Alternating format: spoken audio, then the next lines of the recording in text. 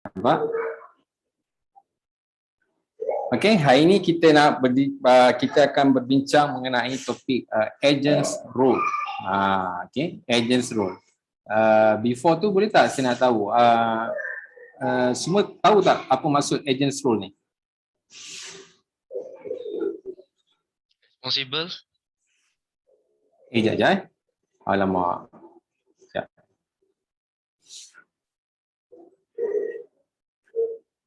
Okey. Okey, apa dia? Siapa cakap tadi? Madang. Ya, saya. Apa dia Madang? Responsible. Tak, maksud agents role tu apa dia? Agents role. Maksud dia agents role. Role agent. Watak.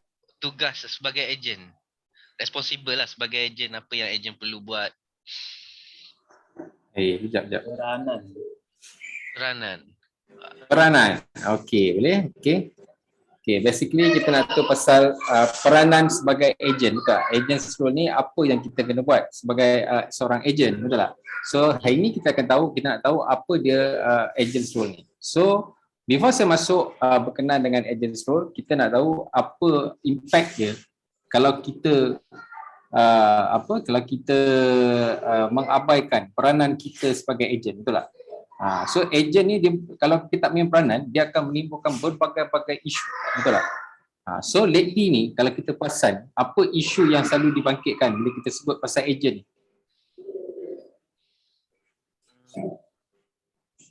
Apa dia? Tak ada.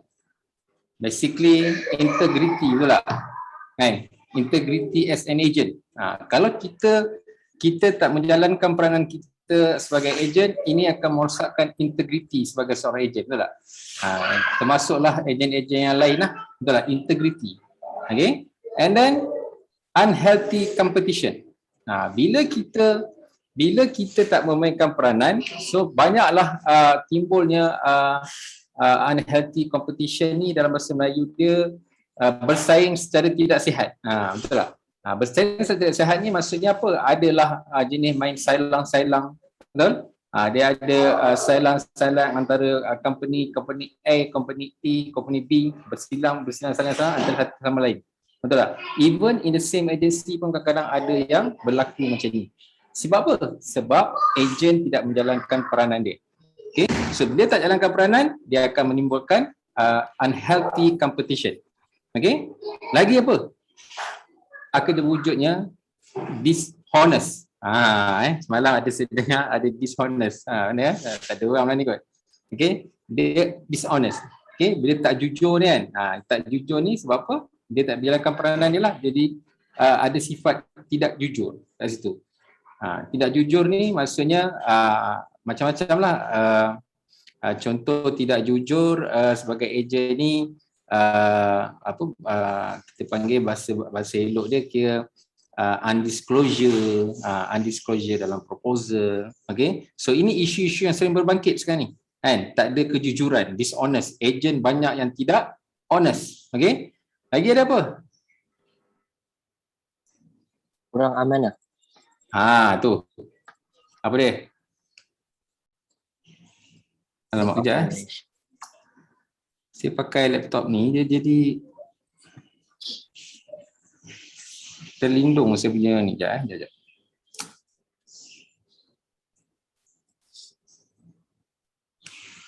Lack of knowledge. Okay.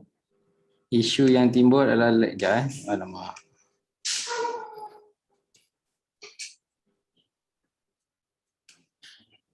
Okay. Ketidakjujuran, lack of knowledge. Ejen sekarang ni, lately punya isu, dia ada kurangnya ilmu, betul tak? Knowledge tak ada, main belasah dia jumpa orang, main cerita je apa yang patut. Betul tak? Knowledge tak ada. Lagi? Opportunist. Betul tak? Opportunist maksudnya dekat sini, isu yang selalu maksudnya mengambil kesempatan ke atas atas kesempitan orang lain. So opportunist kat sini bukannya maksudnya dia mencari peluang apa, dia mencari peluang yang salah. Maksudnya dia mengambil peluang ke atas kesempatan ke atas kesempitan orang lain. Lagi apa? Misinterpreting. Misinterpreting ni selalunya isu dia adalah mis-selling lah. Dan kita attempt untuk buat mis-selling. jual benda yang tak betul. Klien nak medical card, jual hibah. Betul tak? Ataupun maybe klien nak go for lowest punya medical, nak go for banyak basic punya protection. Tapi kita go for tinggi medical, kurangnya hibah kat situ. So macam itulah misinterpreting. Ini lately punya issue. Lagi satu, unprofessional. Agent yang tak profesional lah. Agent tak profesional ni macam mana? Tak profesional maksudnya maybe dia menggunakan at last dia gunakan idea dia, tolonglah aku kan, betul lah, tolonglah saya aku, siapa lagi nak tolong aku. So jadi unprofessional kat situ. Okay, so kita betul memujuk tapi kita dah macam mengambil kesempatan kat situ. Kan? Sebabkan Afiq dulu seorang yang berpengaruh di sekolah, kan? Dia menggunakan kekuatan dia tu untuk minta orang lain semua sign dengan dia. So unprofessional, that is unprofessional behavior. Okay, so adanya agent-agent yang unprofessional, unetik punya agent. Okay, so now kita nak tengok, kita nak jadi agent yang role as an agent ni apa dia sebenarnya kan. So kita nak tahu adakah kita buat benda yang betul atau adakah kita menjalankan peranan sebagai seorang agent yang betul. Betul tak? So before kita masuk ke dalam lebih mendalam pasal peranan sebagai agent ni, malam ni mungkin saya nak berkait sikit dengan kita punya role model. Okey, saya nak tanya dekat sini. Siapa yang ada sini? Siap, saya nak panggil satu-satu sikit. Afiq lah, Afiq. Afiq, siapa role model Afiq? Role model? Ya. Agent ke apa? Tak kisahlah. Role model sekarang ni siapa Afiq punya role model? Role model ni idola kan? Idola lah. Jauh betul-betul Fik. Ya.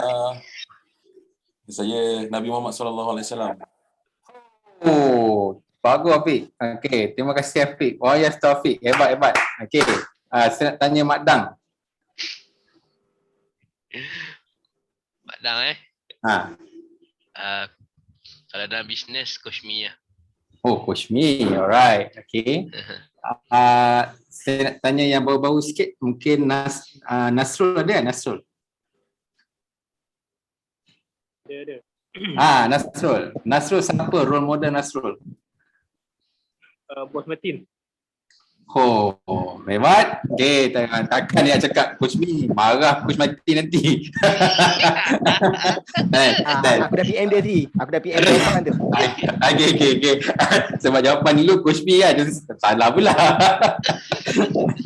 Okey, alright. Saya nak dengar last sekali daripada, mungkin saya nak dengar daripada Balia. Ya saya. Kalau saya lah. Saya ada dua idola. Okay. Daripada introducer saya Nana dengan coach saya lah, Coach Razlan.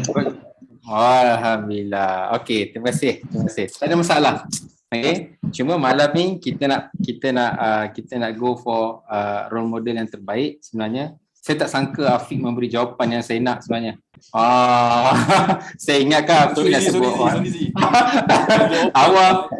awal-awal aku tanya dah soalan betul lah kat Afiq. Aduh, right. Okay. Tak jadi trik tu sih. Tak jadi trik tu. Alamak, Afiq jawab betul pula. Patut tanya orang lain dulu. Alhamdulillah Afiq. So basically kita nak tengok kita punya role model sebagai kita umat Islam, mestilah kita punya junjungan Nabi Muhammad sallallahu alaihi wasallam, betul tak? So baginda merupakan kita punya role model lah. And so bila kita sebut sebagai agent's role, so bila kita nak jadi peranan sebagai agent ni, basically kita kena back to basic. Okay, back to basic. Kalau kita tengok yalah, baginda Rasulullah kita pun memanglah seorang pemimpin. Dia dah memimpin dia dah banyak dia punya contoh-contoh yang boleh kita contoh, betul tak? Okay, so basically malam ni kita nak go back to basic. Kita nak tengok, kita nak relate kan role model kita, junjungan Nabi Muhammad kita ni, Rasulullah SAW ni. Okay, apa dia punya sebelum ni dia punya dipanggil sikap. Sikap. Okay. Empat benda Okay. So basically Acidic. oh baguslah ni kelas agama ni. Okay. Dia ada empat ciri empat ciri yang kita nak. Of course sidik. Al-Amin. Okay, Al-Amin. Siapa cakap Al-Amin tu? Saya tak tahu siapa cakap. Asaruddin. Akram. Akram, bagus. Okay, so sidik. Asar. Yang kedua apa? Lepas sidik. Mana? Fatona. Sidik. Sidik, Mana? amanah, tabligh, fatona. Betul tak? So basically, kalau nak jadi agent pun, kita back to basic 4 perkara asas ni. Kan? Dia kena ada sidik, dia kena ada amanah, dia kena ada tabligh dengan fatona. Okay? So apa dia kita nak tahu, kita nak kupas satu-satu, kita nak go through sidik, kita nak tahu apa dia amanah, apa dia tabligh dan apa fatona. So saya rasa insyaAllah kalau kita apply balik 4 ciri-ciri ni, mungkin kita akan menjadi seorang ejen yang berjaya, ejen yang sukses. Betul tak? So kita back to basic, kita tengok sidik, amanah, tabligh, fatona. Cumanya mungkin yang ini kita tengok daripada kalau kita buka, kita baca daripada sudut Islam dia, kita baca maybe lah bagi Rasulullah punya cara application dia kepada macam mana dia mengislamkan umat Islam, mengimankan umat masa itu untuk masuk kepada Islam, macam mana dia gunakan ilmu dia, macam mana dia tabligh, menyampaikan kepada orang lain macam mana supaya memeluk Islam. Itu dalam konteks Islam dia. Kalau kita tengok macam mana bagi Rasulullah apply pada zaman dia takbir pada zaman di Mekah dan Madinah tu kan. Okay, alright. So now kita nak tengok sidik. Apa yang dikatakan dengan sidik? Okay, sidik ni maksudnya benar. Okay, maksudnya apa yang dikatakan tu adalah benar belaka. Kan? Yang dikatakan tu memang benar. Maksudnya benar ni adalah satu sifat yang mulia. Faham? So kalau kita punya akhlak orang beriman ni, dia mestilah kena ada kebenaran tu, benar. That's why dalam untuk rasul, ciri-ciri untuk jadi seorang rasul, dia kena seorang yang sidik, dia kena benar. Maksudnya mulia, dan sifat-sifat yang mulia tu kena ada pada dia. Betul tak? Sama macam kita ni, jadi ejen kena ada sifat-sifat yang mulia lah. Betul tak? Bukan dia masuk benar ni, nak cerita masuk mulia dan benar ni, maksudnya bukan daripada segi kita bercakap, tapi daripada segi kita berpelakuan kita. Macam mana kita punya perbuatan. Okay, basically kalau kita cakap dalam bahasa Inggeris tu, kita panggil walk the talk. Tak? Maksudnya apa yang kita cakap tu, itulah yang kita buat. Dia tak boleh berbohong. Maksudnya nak jadi ejen ni, peranan ejen ni, dia tak boleh berbohong lah. Maksudnya, dia kena seorang yang bercakap benar, kena sidik. Jadi ejen ni kena bercakap benar, tak boleh bohong. Tak boleh nak menipu. Betul tak? So itu role sebagai ejen lah. Okay, kalau kita tengok dalam konteks sebagai ejen lah. Okay, kalau kita sebagai ejen ni, maksud katakan benar dan tidak bohong tu maksudnya kita ni kena always bercakap benar dengan klien. Faham tak? Tak boleh lah nak nipu-nipu dengan klien, tak boleh bohong dengan klien. Maksud tak boleh bohong dengan klien tu macam mana? Apa maksud kita tak boleh bohong dengan klien tu? Yang cover cakap tak cover, yang tak cover cakap cover. Okey, betul. Okey, itu satu dia. Yang tak cover kata cover, yang ni okey, betul. Lagi? Menjanjikan bulan dan bintang. Menjanjikan bulan dan bintang. Apa maksud Afiq? Menjanjikan bulan dan bintang. Cash value. Dia kata semua cover. Bagi jual awal-awal dia, abang sign je ni, memang semua cover terus. Kan? Okey, betul. Okey, lagi seorang saya nak dengar. Apa yang kita katakan bercakap dan berkelakuan benar dengan klien? Sign hari ni semalam lulus. Kan? Abang tak payah risau, abang sign lulus terus. Okey.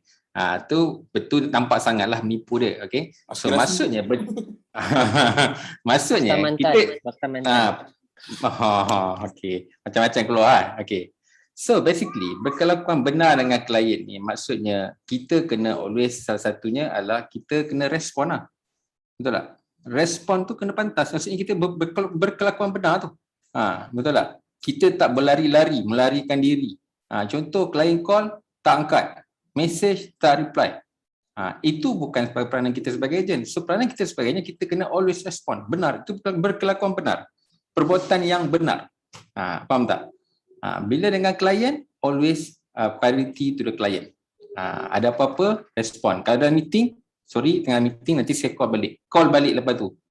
Bukan tak call balik. Kalau klien call, tak angkat, kita call balik. Kalau klien message, tak jawab, kita buat apa, Fik? Kita call balik. Betul? Call balik. Kalau klien message, tak reply, call balik. So itu sifat perlakuan kita punya peranan sebagai ejen dengan klien. Tapi kita kena pandang juga, peranan kita sebagai ejen bukanlah dengan klien semata-mata. Betul tak? So kita kena dengan siapa lagi? Berkelakuan benar dengan siapa? Dengan leader, coach, Okey, leader, coach lagi. team Company. member. Dengan team member. Team member. Okey, dengan leader, dengan team member lagi. Dengan semua orang. Dengan semua orang. Itu yang sebenarnya. Bukan sekadar dengan leader, bukan sekadar dengan team members. Tapi sebagai ejen, peranan anda kena berbuat baik dengan berbenar dengan semua orang. Kalau kau berbuat baik dengan klien kau, dengan leader kau, dengan team kau saja, itu je lah yang kau dapat. Betul tak? Kan kita nak see people, apa lagi? See people, love people, help people. Betul tak? So, Betul. kalau kita bercakap benar dan kita berkelakuan benar hanya dengan kita punya circle, macam mana kita nak grow dalam bisnes ni? Betul tak? So that peranan sebagai ejen bukan sekadar entertain your client, tapi you kena entertain all circle yang ada dekat keliling kita. Seluruh umat sebenarnya. Nabi pun dia berkelakuan benar, dia bukan berkelakuan benar, aku nak berkelakuan benar dengan orang Quraisy saja. Ada? Tak, dengan seluruh orang berkelakuan benar. So itulah ciri-ciri dia. Maksudnya sebagai ejen, kalau kita nak memainkan peranan kita sebagai ejen, yang pertama sekali kita kena berkelakuan benar. Tak boleh menipu, tak boleh cakap bohong. Memanglah bohong tu memang satu benda yang dah marah dah, betul tak? Bayangkan kalau orang bohong kita dah, macam mana dah? Marah back lalu kok. Kan? Maksudnya kita kena orang bercakap benar, jangan tipu. Benda kalau kata dah salah, kita mengaku je salah. Jangan cuba tipu anda punya leader, jangan tipu dengan teammate, jangan lupa, dan paling penting jangan tipu mak ayah anda lah. Kan? That's why bila kita buat bisnes ni, kita kena always cerita yang benar dengan mak ayah kita, jangan berselindung. Kalau kita berselindung, kalau kita berpura-pura dengan kita punya parents, macam mana kita punya bisnes nak diberkati? Betul tak? Kita nak bisnes kita diberkati, sebab tu kita kena bercakap benar, kita cerita benar-betul. Jangan berrahsia dengan mak ayah kita, jangan berrahsia dengan leader kita. Anda boleh menipu dengan leader anda boleh menipu dengan orang sekalian, tapi impact dia akan kembali kepada agensi ni. Itu yang akan impact tadi tu. Dia jadi tak ada dishonest, dia akan jadi yang tadi awal-awal tadi kita bincang tu, isu-isu tu akan timbul. Sebabnya dia bermula daripada kita tidak boleh melakukan benda yang betul daripada awal. Okay, so maksudnya kita kena buat betul-betul, kena cerita benda yang betul, jangan tipu dan jangan buat benda yang menipu dengan mak ayah kita lah basically, dengan orang yang priority kita lah mak ayah. Okay, so orang bercakap dan berkelakuan benar. Okay, so itu peranan ejen yang pertama. So maksudnya kita kena always berkelakuan benar dan bercakap benar. Okay, jangan buat benda yang salah, do it right. Not what is easy. Not easy. Okay, do what is right, not what is easy. Okay. Alright. Yang kedua, amanah. Okay, amanah ni maksudnya apa? Amanah ni membawa arti benar-benar. Benar-benar. Okay, yang paling benar, tak pernah berdusta. Okay, so kalau inilah tadi siapa yang sebut tadi saya dengar tadi gelaran Al-Amin. Siapa cakap tadi gelaran Al-Amin tu? Ada tadi saya dengar kan, ada seorang setakat tadi saya dengar dia kata Nabi Muhammad dia dapat gelaran Al-Amin. So basically baginda Rasulullah ni dia dapat gelaran Al-Amin ni sebenarnya sebelum diangkat sebagai Rasul lagi. Nabi Muhammad dia diangkat dikelarkan sebagai Al-Amin sebelum dia diangkat sebagai Rasul. Okey. Sebab apa? Sebab penduduk Mekah pada zaman tu, apa yang Nabi cakap semua dia percaya. Sebab apa? Sebab Nabi ni orang yang begitu amanah. So setiap benda yang dia cakap tu tak pernah nipu. Orang Mekah ni memang percaya sangat-sangat dah dengan Nabi ni. Nabi kata A lah dia. Okey. Apa saja keluar semua orang percaya. So sebab itulah Nabi ni dia dapat gelaran Al-Amin ni sebelum dia diangkat sebelum diangkat jadi Rasul. Okey. Alright. Lepas tu pada zaman tu kalau kita tengok Nabi ni masa dia memerintah, Nabi ni seorang yang amanah. Dia katakan amanah ni sebab apa? Nabi dia tak pernah menggunakan dia punya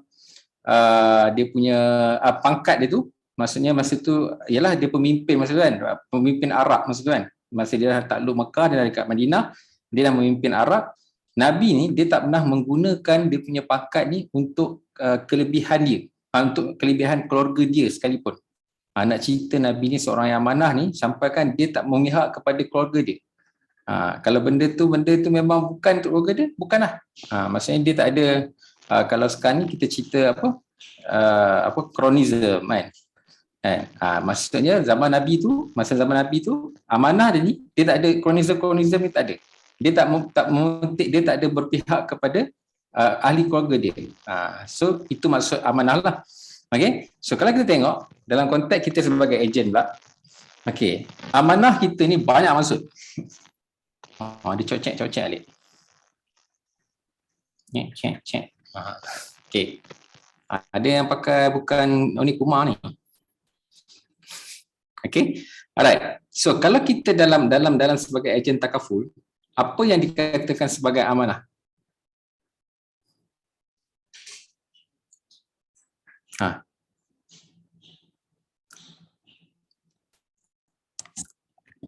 Apa yang dikatakan sebagai amanah? Mana orang ni tak ada orang ke? Mainlah discuss sekali, janganlah. Orang yang apa yang dimaksudkan amanah dalam bidang takaful kita ni? Tidak menyalahgunakan IC klien. Okey, satu. Jangan berbut. Ini betul. Ini yang sebenarnya yang kita nak. Dia keluar dah. Jangan ambil IC klien. Apa tadi? IC klien. Menyalahgunakan IC klien. Betul. Menyalahgunakan IC klien ni macam mana? Salah satu benda, satu kita sebut pasal IC klien tu. IC klien ni basically apa yang kita salah guna selalunya apa tau? Sekarang ni bila pakai mobility selalu tak kadang-kadang ada klien dia hantar through WhatsApp dia IC. Dia hantar gambar IC WhatsApp depan belakang. Okey, amanahnya kita ni maksudnya kita kena make sure whatever yang you all dapat tu adalah di dalam data ni. Kalau kita dalam rules and regulation ni maksudnya kita kena PDPA ni kan, protection data protection lah kan. So that you all kena make sure IC yang dipegang tu memang di dalam simpanan anda. Nak senang, dah habis tangkap, jangan simpan, delete. Faham tak?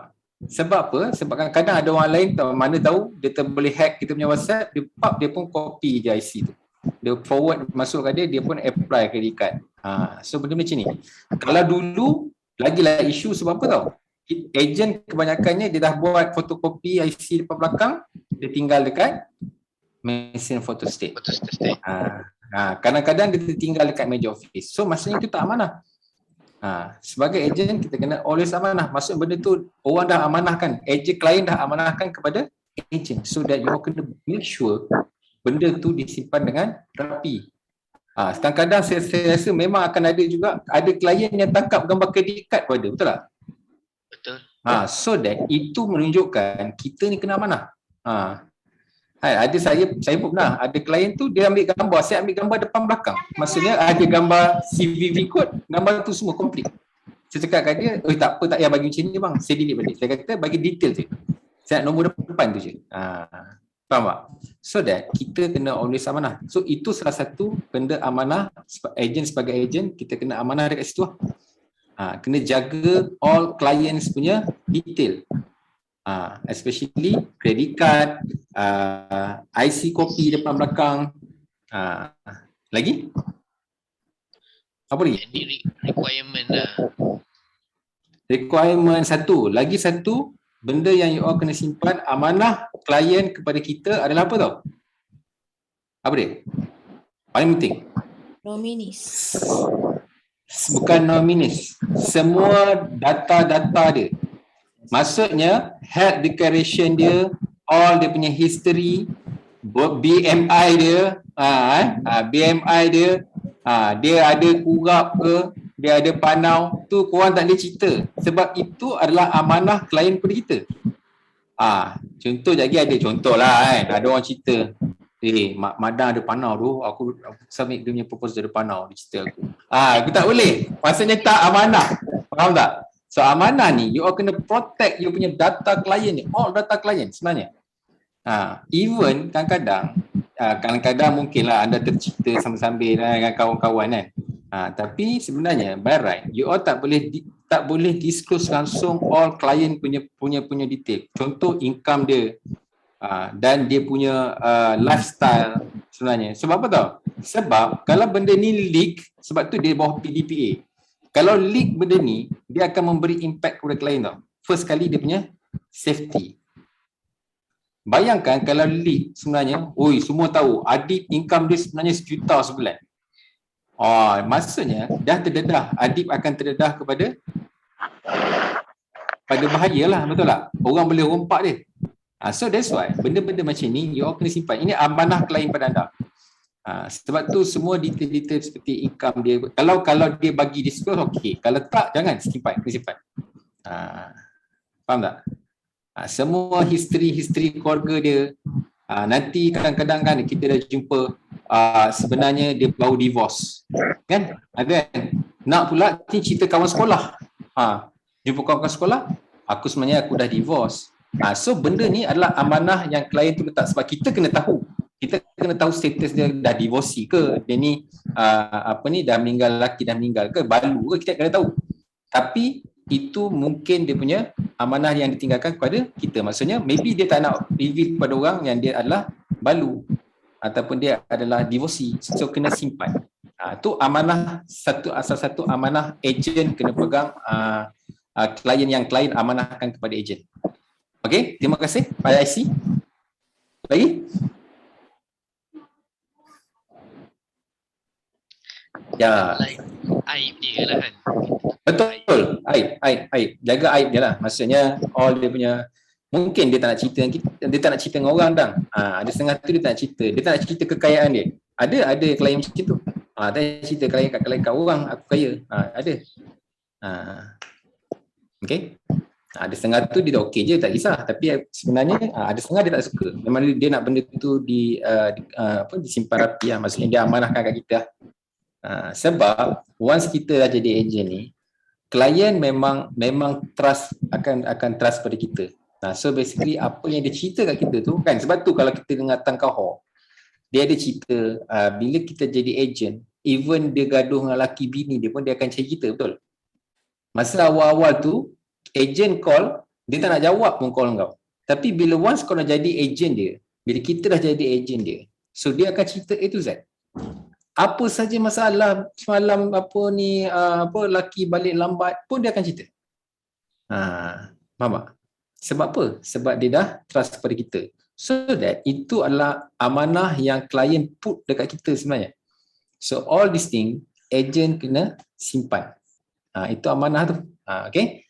Lagi, apa dia? Contoh. Itu salah.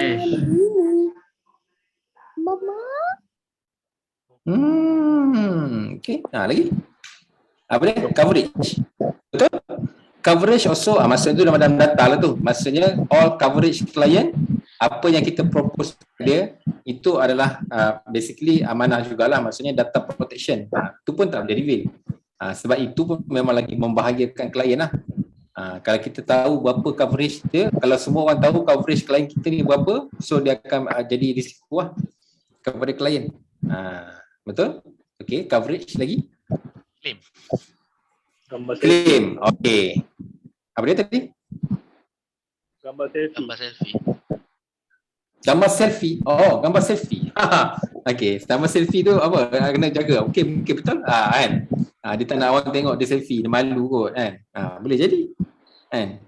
Tapi yang paling penting yang saya nak highlight adalah serve client tadilah, berkaitan dengan claim client. Claim client, all client punya claims, client nak tukar address, client nak tukar credit card, client nak buat change of address. Okay, so basically semua ni whatever yang berkaitan dengan servicing, ini adalah amanah yang telah diletakkan, klien telah letakkan kepada. Boleh tak saya terganggu, ada disturb bunyi kipas. Okay, terima kasih.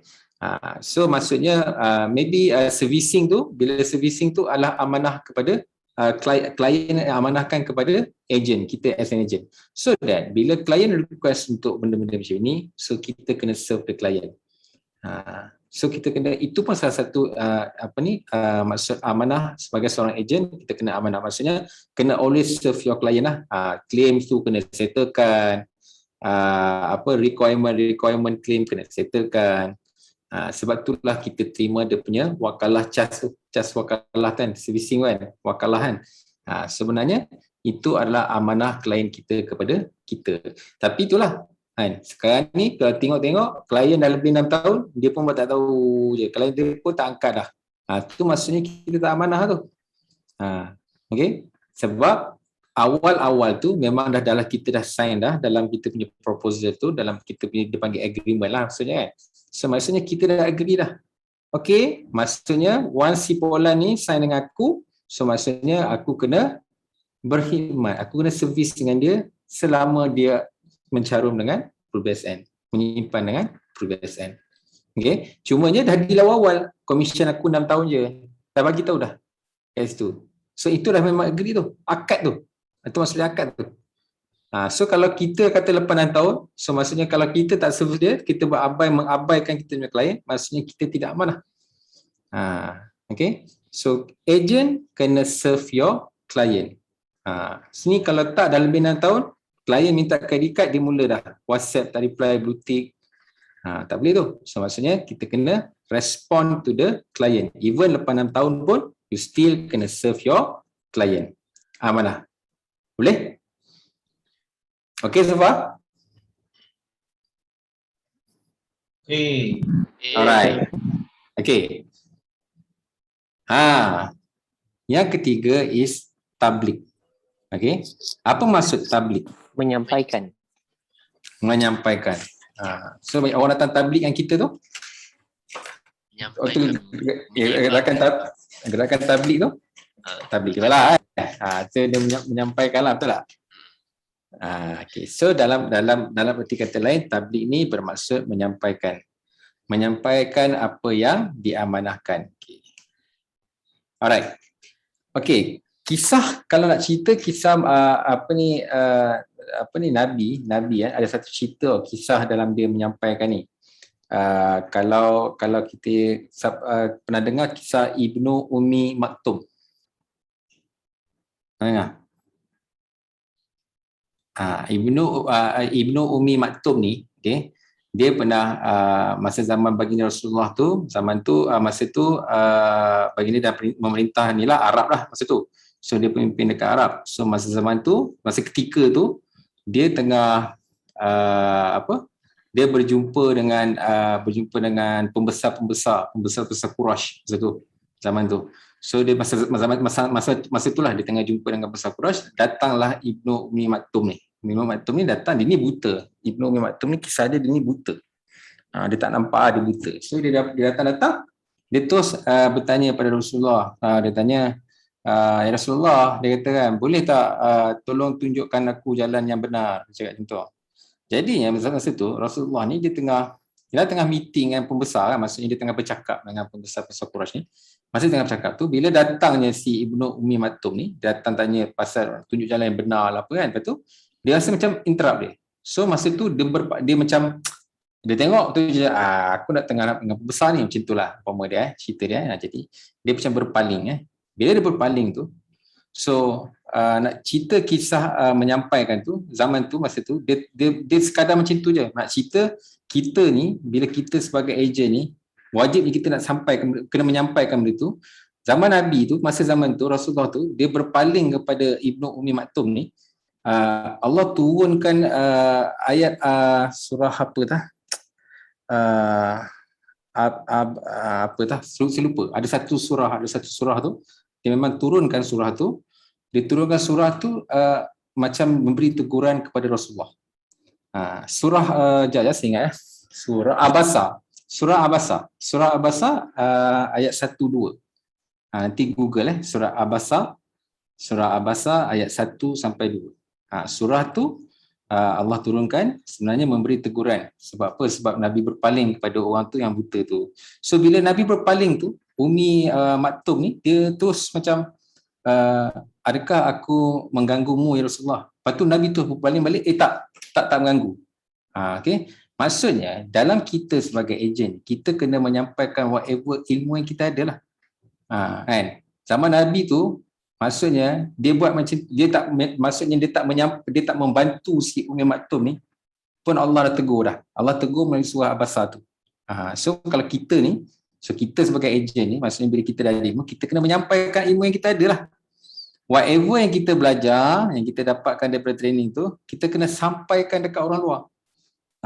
So tugas role as an agent, peranan agent ni sebenarnya menyampaikan ilmu takaful. Kan kita mujahid takaful, duk cerita dalam Facebook, dalam IG, mujahid takaful. So basically tugas as an agent ni sebenarnya adalah menyampaikan ilmu takaful. Menyampaikan ilmu takaful ni, that's why lah you all kena set appointment, jumpa orang, cerita kenapa kena ada takaful. So menyampaikan. So agent takaful kena menyampaikan ilmu takaful. Bukannya korang datang training, belajar, lepas tu simpan duduk dekat rumah. Betul tak? So ilmu yang kita belajar ni, yang you all belajar 3 track, kita belajar 2 line presentation, so you all kena sampaikan semua ilmu ni. Itulah dimaknakan, maksudnya kalau tabligh, kita sebagai ejen takaful, kita kena sampaikan ilmu takaful ni. Whatever yang kita belajar dalam kelas-kelas tu, itulah you all kena sampaikan dekat orang luar sana. Memberitahu kepada orang luar sana betapa penting dia kena takaful. Betul tak? Betul tak? Kan ramai kan kat sini saya nampak #mujahid takaful, pejuang takaful, lagi apa? Apa lagi saya nampak? Cikgu takaful. Apa dia? Tak dengar Fik? Cikgu takaful. Kan? Ustazah takaful. Kan macam-macam lah. So maksudnya kita ni bila kita dah kata cikgu takaful lah apa semua ni, maksudnya kita kena sampaikan. So tugas sebagai seorang ejen adalah tabligh, menyampaikan segala ilmu yang you all ada, memberitahu pada orang sana how to manage financial planning, macam mana nak buat benda ni, macam mana nak arrangekan education plan, kenapa nak kena buat hibah, kenapa kita kena buat ni hibah ni kepada isteri, kenapa kita kena buat income protection, kenapa kena buat medic protection. So basically kita kena sampaikan tabligh. Okay. Yang keempat, fatonah. Kan? So fatonah ni memberi maksud apa? Yang bijaksana. Okay. So memang nak jadi rasul ialah dia tak boleh jahil dan tak boleh bodoh lah maksudnya. Kan? Maksudnya jadi seorang rasul, seorang yang bijaksana. Okay. Same goes to us, ejen takaful ni kita kena bijaksana. Kena bijak. Kan? Bijak nak sampaikan ilmu takaful. Lepas tu nak jadi bijak tu kena buat apa? Kena tuntutlah training. Datang training, tuntut ilmu. Betul tak? Training, datang training, belajar, then kita sampaikan dekat luar sana. Tadi tu tabligh. Dah belajar, dah tuntut ilmu dalam training, then barulah kita tabligh. Sama juga orang lain yang menyampaikan agama, ilmu agama pun benda yang sama, proses yang sama. That's why kalau kita tengok orang tabligh dia belajar kat mana? Selalu pergi mana? India kan? Pondok. Dia pergi India. Tahu kan? Kenapa lah? Kenapa India? Pakistan. Ke Jepun dia. Yes. Asas siapa dah ada pengasas dia, tak siapa tak tahu tu kan, tapi ada pengasas tablik ke mana bersana tu, dia punya ongkot tablik tu apa nama tu. Kan. So sama jugalah macam kita ni kan, nak buat tablik, kita nak tablik pasal takaful ni, apa yang kita kena buat? Datang training lah, datang training kat Kajar, kita tuntut ilmu, kita belajar dan barulah kita boleh apply, barulah kita boleh cerita dengan orang kan. Kalau kita sendiri pun tak ada ilmu, kita pun tak cerdik kan, tak apa nak cerdik, nak cerita macam mana? Kalau kita tak belajar, kita tak tahu macam mana nak cerita pasal satu line presentation, macam mana kita nak buat tablik, macam mana kita nak sampai kat kawasan sana. That's why kita kena ada ilmu. Datang ilmu, nak dapat ilmu, kena datang training. Daripada training tu kita akan belajar. Oh, okay. Oh, macam ni cara dia. Macam mana kita nak bagi awareness kepada orang pula kat sana.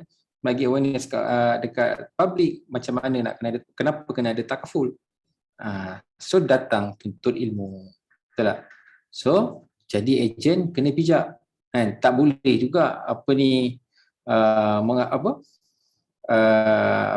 tak ada ilmu, kau nak pergi tablik je, tak boleh juga.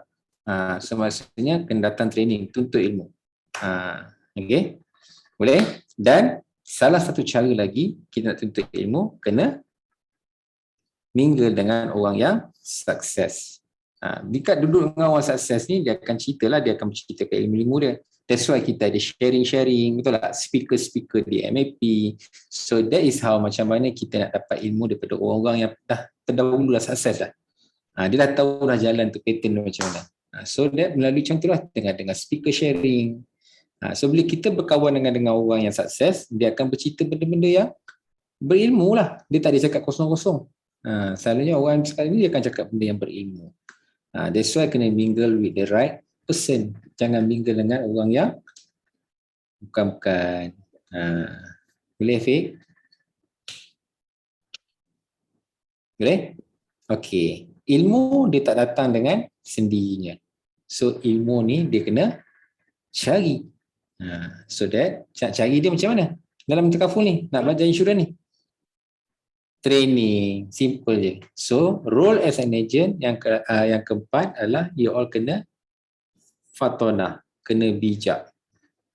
Jangan nak tunggu je. Dia bila buat bisnes kena kreatif, kena berfikir. Tak boleh nak mengharap ke, nak kena orang spoon fed dia semua. Semua nak kena swap. Tak boleh, sebab ilmu kena cari. Kena datang. Majlis ilmu kena cari. Sorry? Hello? Ya, dengar. Korang tak nak menjawab ke? Kesian coach Fizi tu. Hello? Kita tak dengar. Dengar. Tak, sebab saya takut saya cakap seorang. Sebab line internet saya keluar unstable. So saya takut saya cakap seorang ke kan. So dengar so ilmu kena dicari. Supaya kita tidak menjadi seorang yang jahil.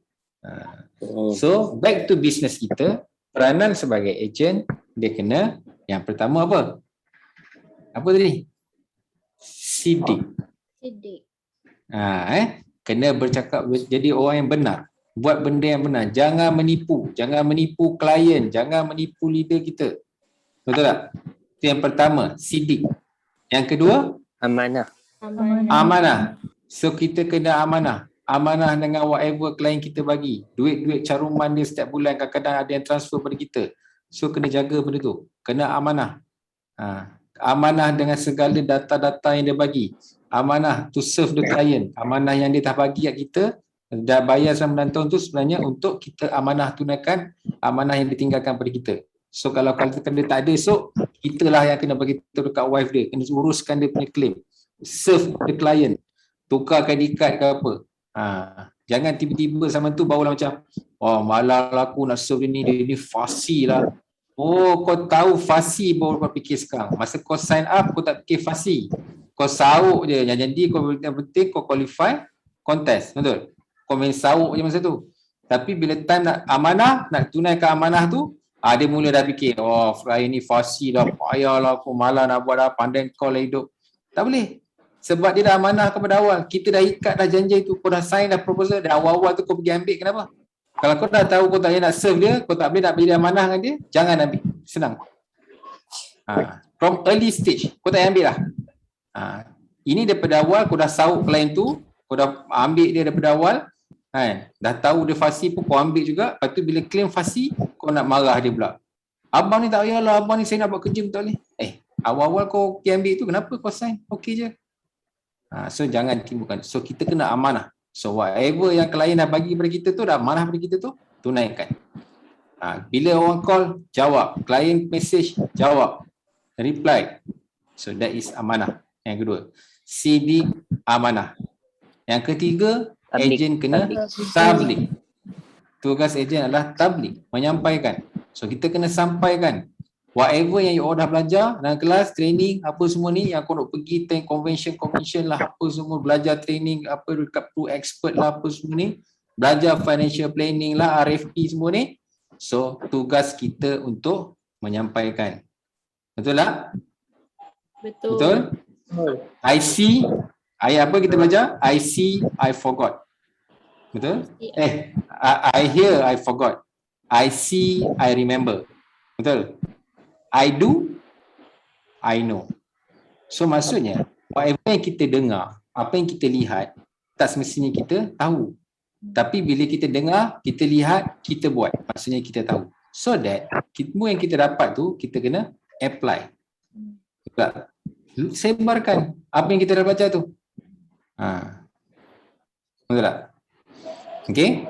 Alright. Yang ketiga, tabligh. Yang keempat, fatona. Dia nak jadi ejen, dah kita peranan sebagai ejen adalah menjadi seorang yang bijaksana.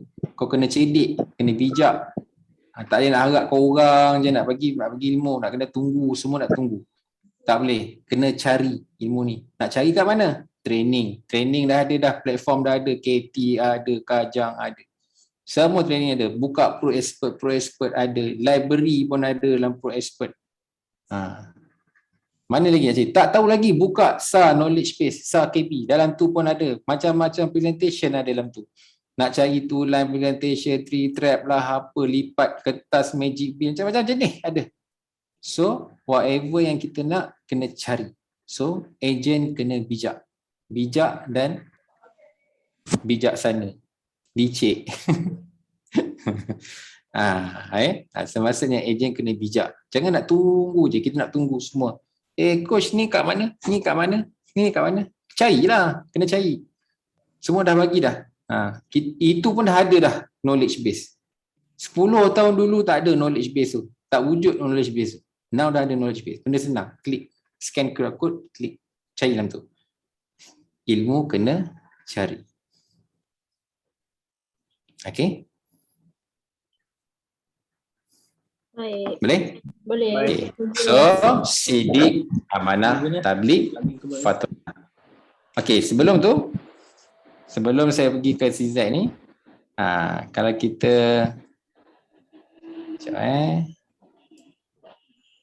okay. Kalau kita pernah dengar ayat siapa tu? Siapa nama dia? Yang kalau sekadar kerja babi di hutan pun bekerja, siapa? Buya Hamka. Buya Hamka Buya Hamka kata, dia kata apa? Ilmu sekadar hidup. Kalau hidup sekadar hidup. Bukan sekadar hidup. Ini ada satu lagi. Dia cakap amal tanpa ilmu Sia-sia. Bukan. Amal tanpa ilmu itu gila. Gila lah. Kau buat amal. Tapi kau tak ada knowledge pun. Kau memang belasah je buat. Gila tu. Kan? Gila isim. Orang kata kan. Amal tanpa ilmu itu gila. Tapi kalau ada ilmu tapi tak beramal itu sia-sia. Sia-sia. Ya. Sabar, sia-sia. Betul-betul. Awak sabar ke? Apa tadi yang cakap? Sorry, saya tak tahu siapa cakap. NASA. NASA sabar NASA. Tak, Sarawak. Betul lah. Sarawak tu. Sia-sia. Okey. Maksudnya kalau ada ilmu tapi tak beramal itu sia-sia. Okey? Alright. So sebelum saya pergi next slide adalah kita nak remind. Ada apa nak tanya tak? Seperti tu.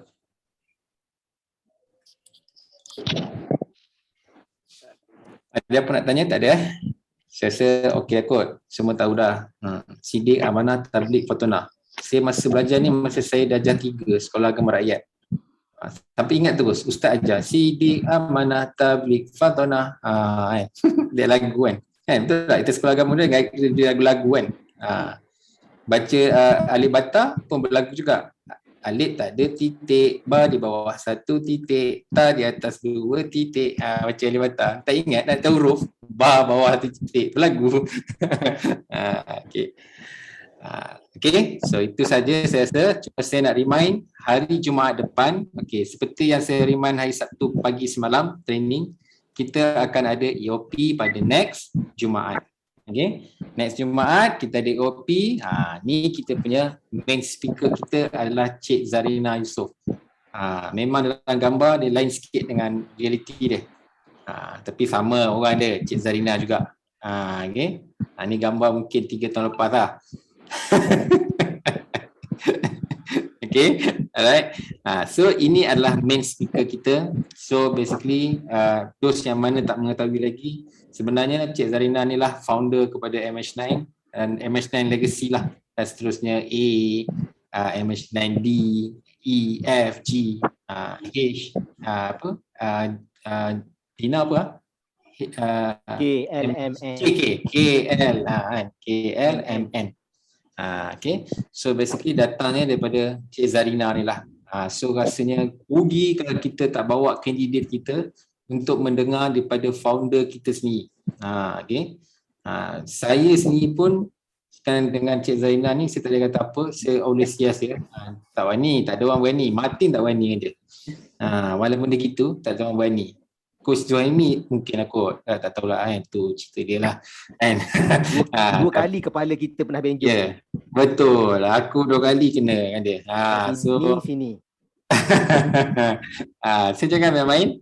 Ini Cik Zainal. So saya rasa rugi kalau kita kat sini tak bawa kandidat untuk mendengar sendiri daripada kita punya founders MH9 Legacy lah maksud saya. Okay, so beliau dah banyak sangat knowledge yang ada yang untuk dikongsi. So saya rasa memang dia orang yang layak untuk bercerita. Even saya rasa masa saya awal masuk pun beliau jugalah, Cik Zarina ni jugalah yang banyak membantu saya. So saya rasa elok sekali anda bawa jugalah at least satu kandidat anda bawa untuk mana tahu inilah peluang yang ada. Mungkin Cik Zarina ni boleh memberi sedikit impact, bukan impact sikit lah, besar lah, impact yang besar kepada kandidat kita insyaAllah. Dan kita punya testimoni speaker kita pun bukan kaleng-kaleng. Okay. Ini Cik Firwan Nurliza. Saya buat sikit lah, saya intro sikit kan, bagi tahu pasal dia. Cik Firwan ni sebenarnya dia bekas presiden dekat UIA. So memang beliau ni memang seorang yang presiden kan, nak dapat Perdana Menteri, macam mana dia melobi diri dia macam ni sama Firwan ni. So dia orang yang dia memang orang yang ada karisma lah kan, maksudnya bukan, jangan tambah dia buruk lah, bukan saya cerita pasal ni, bukan pasal politik, saya nak cerita dia ni ada karisma lah, maksudnya bila dia presiden, maksudnya dia boleh bercakap, dia memang orang yang boleh convince kalau kita punya kandidat insyaAllah. Memang orang dia memang, saya pun tak pernah berlawan cakap dengan dia, memang dia akan menang. Kan? Tapi kalau berlawan tumbuk insyaAllah saya menang. Tapi dia cakap dia menang, saya tak kalah dengan dia. Dia kecil je, senang je saya makan, tapi saya cakap dia menang. Okay? Sebab ni adalah bekas presiden UIA pada tahun 2000 apa saya tak ingat. So bawalah kandidat anda at least satu pada hari Jumaat ni 8.45 malam 20 Ogos. Okay, ni dah ada poster. Nanti saya percaya mentor-mentor akan distribute dalam SB masing-masing. So kita start promo from today. So kita ada masa lagi. Ini hari Ahad, kita ada lagi 5 hari untuk kita promo kepada klien-klien kita and circle-circle kita. Tadi kita dah janji kan, kita nak tabligh, kita nak sampaikan, kita nak cerita ke orang ramai. So inilah masanya anda nak menyampaikan. Okay, so sampaikan kat orang sana, kawan-kawan kita, mana tahu kawan-kawan kita ada yang memerlukan pendapatan sampingan pada musim-musim sekarang ni, at least boleh membantu kawan-kawan kita. saudara mara kita ke, saudara sepupu, sepapat, apa semua yang terdekat kita, mana tahu ini dapat membantu dia punya financial. So, blast dulu, insyaAllah ada rezeki dia akan datang. Okay, kita usaha. Boleh? So, jemput datang, semua ni kat kelestarian. Nampak? Punyalah nak menceritakan ayat orang, apa ni, Cik Zarina ni orang yang educated ni kan, orang MSM, kelestarian. Maksud dia apa je kelestarian? Saya pun tak tahu maksud kelestarian tu. Sustainable. Oh, sustainable lah. Okey. Oh, Amboi, saya orang tak- putih kau Zi. tak sungguh. Bahasa muda kita ni. Bulan kemerdekaan ni kau tak tahu Betul. ayat-ayat. So awak nampak macam mana dia makan Perkataan. Fizi semua boleh Ah. nampak kan macam mana makan Fizi, Maafkan awak saya. nampak kan hebat tak hebatnya dia. Tak ada. Nampak? Diam coach Fizi tu. Betul. Itu saya nak tunjuk, saya saja je supaya saya nak tunjuk macam mana berpower of talking daripada Cik Zarina kita. Dengan sepak itu dia boleh cantas saya. Okay, so bawa ke anda, insyaAllah kita jumpa hari Jumaat 20 Ogos pukul 8.45 malam. So start ambil poster, blast from today. Boleh? Boleh semua? Boleh. Okay. Boleh. Alright, so saya rasa itu je. Okay, renung-renungkan dan selamat beramal. Sungguhnya yang terbaik sebenarnya daripada Allah. Semua yang kurang tu datang daripada saya. Anda kata saya tersalah, ada kata tersilap, boleh PM saya. Okay, kalau rasa nak viral, jangan viral kan. PM saya dulu. Kalau ada saya terkasar ke, ada fakta yang salah, kan. Mungkin tadi sebenarnya cerita Ibnu Maktum saya tu salah ke, boleh tegur saya, PM saya. Tapi saya rasa saya tak salah. Sebab tu saya boleh cerita. Dia dah rekod ni. Jangan cuba betul kan, sebab benda tu memang betul. Okay. Alright. Betul apa ni? Okay, tak ada saya melawak. So kan kata ada kekurangan, ada yang tak betul, boleh PM saya lah, tegur saya, insyaAllah kita sama-sama belajar. Okay, so saya rasa itu saja untuk malam ni. So saya sudahi kita punya majlis pada malam ni dengan tasbih kifarah dan surah Al-As.